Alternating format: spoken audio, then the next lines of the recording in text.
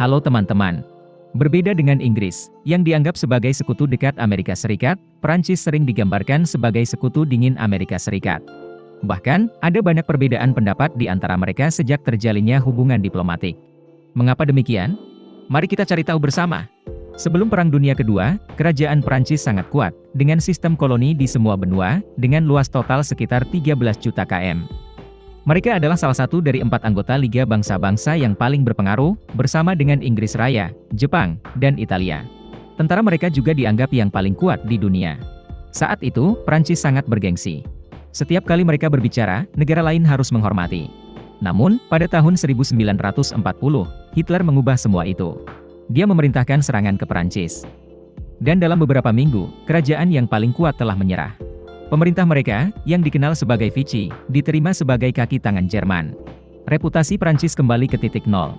Kemerdekaan mereka hanya diselamatkan ketika pasukan sekutu mengirim pasukan untuk menyelamatkan.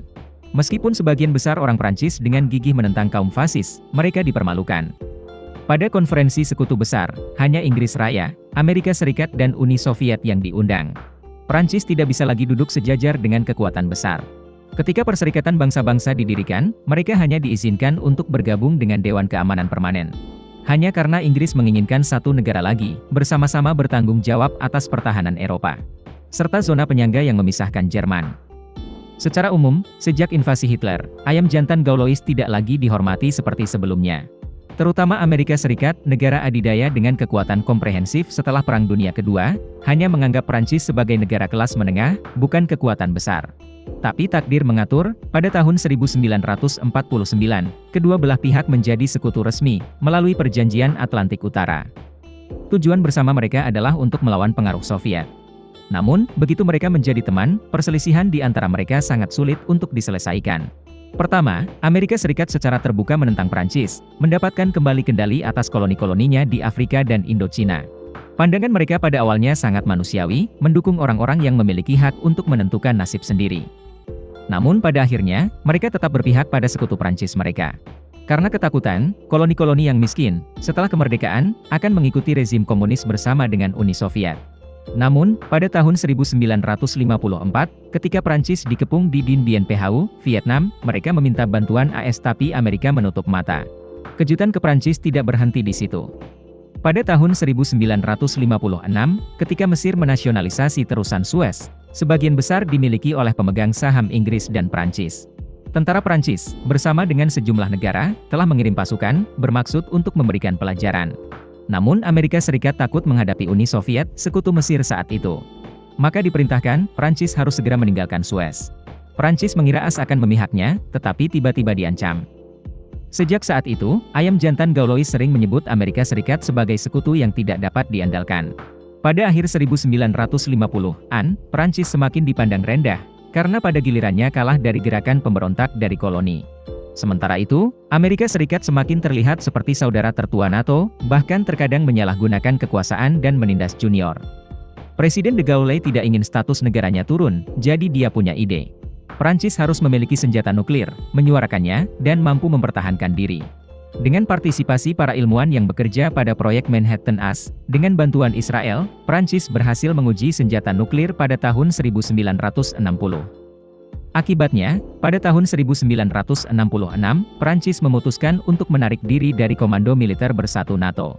Ini adalah markas besar blok, yang bertanggung jawab untuk memimpin pasukan negara lain, ketika ada perang dengan luar. Penyebab langsung dari ini adalah karena Prancis memiliki reputasi tetapi tidak ada potongan. Panglima tertinggi badan ini selalu Amerika Serikat. Yang kedua adalah Inggris. Padahal peraturan tersebut mengatakan, orang tersebut bisa berasal dari negara lain. Selain itu, Presiden de Gaulle juga khawatir tentara Prancis akan bergantung pada NATO saat merencanakan operasi.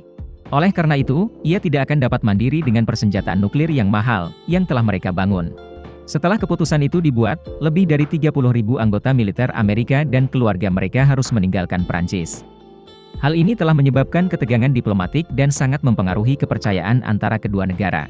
Tidak hanya itu, Prancis juga memiliki ide-ide berani untuk membatasi kekuatan AS serta membantu dirinya sendiri untuk memiliki posisi penting di medan perang internasional.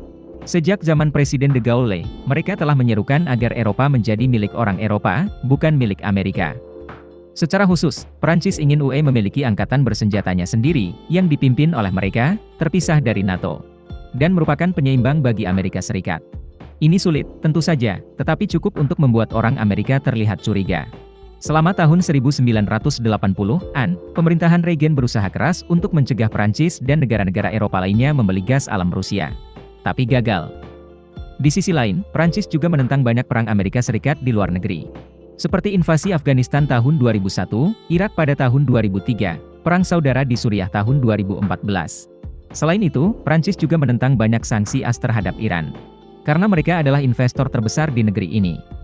Pada Maret 2019, di tengah hubungan ekonomi AS-Cina yang tegang, Presiden Macron dan Presiden Xi Jinping menandatangani serangkaian 15 perjanjian perdagangan dan bisnis skala besar, dengan nilai total 45 miliar dolar. Hal ini membuat Amerika Serikat tidak senang. Sebagai tanggapan, pada tahun 2021, Perjanjian Keamanan Tripartit, Australia, Inggris Raya, dan Amerika Serikat dibentuk. Disebut AUKUS, dengan tujuan meningkatkan kerja sama pertahanan dan berkontribusi membendung Cina. Berdasarkan perjanjian tersebut, AS akan memasok kapal selam bertenaga nuklir untuk Angkatan Laut Australia. Maka Australia membatalkan kesepakatan senilai 66 miliar dolar untuk membeli kapal diesel dari Prancis. Pemerintah Prancis sangat marah, dan menyebut tindakan AS sebagai tikaman dari belakang. Bagi Cina, Prancis memiliki posisi yang sangat jelas, hanya bekerja sama, tidak ikut campur. Amerika Serikat semakin terbuka untuk konfrontasi. Secara umum, hubungan antara kedua negara ini dapat digambarkan dalam kalimat singkat, teman dan sekutu tetapi tidak berafiliasi. Kutipan dari Hubert Védrine, mantan Menteri Urusan Luar Negeri Prancis. Video berakhir di sini. Terima kasih semua untuk menonton dan menyukainya. Jika menurut Anda videonya bermanfaat, beri kami suka dan berlangganan saluran untuk mendukung kami. Sampai jumpa dan sampai jumpa lagi.